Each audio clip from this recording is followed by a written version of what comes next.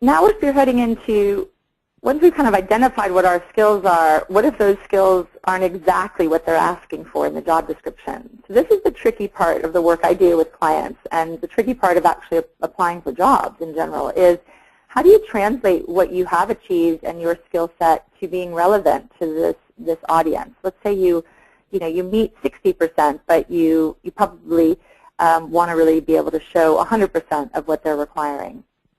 So this is just an example of how they may be requiring in the role specific things like growing the business, managing projects, people skills. It can be as generic as that, actually, or it could be more specific.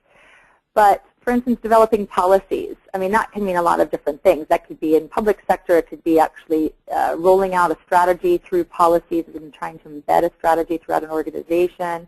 It could be a policy about grant writing and how you're going to engage with charity partners.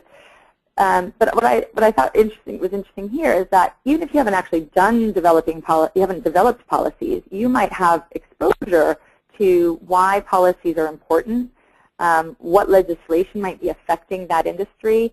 You might write a blog or two about the legislation, and then being able to translate that into language that might make sense to the organization that you're applying to.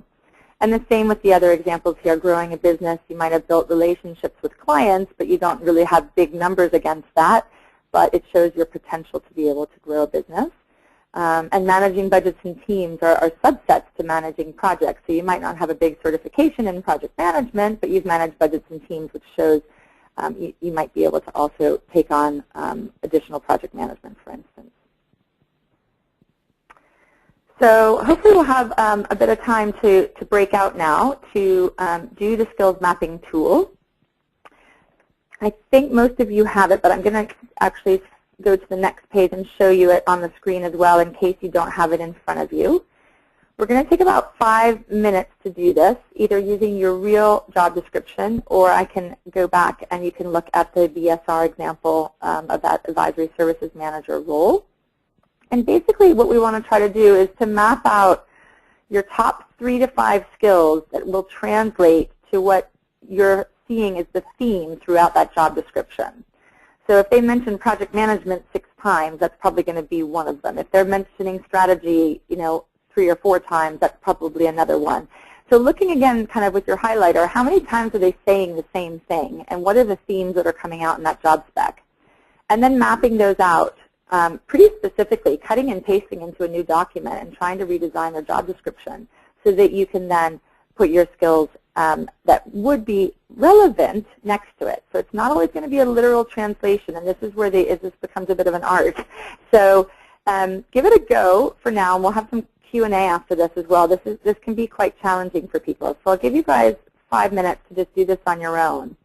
And basically what you're going to do is, once you've highlighted those 5 most important skills that are required, and you list those out kind of in step 2, you then just want to start kind of brainstorming your relevant skills. It can be keywords, it can be full sentences, whatever you feel you want to be, mapping onto this document.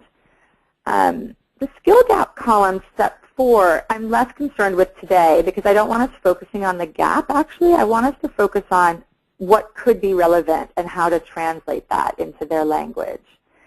If there is, but what this exercise helps you do, if you do this for 45 minutes for every single job advert that you're going to apply for, before you even look at a cover letter or a resume customization, this will highlight to you what really are they asking for, and do I actually really have what they're asking for to be competitive?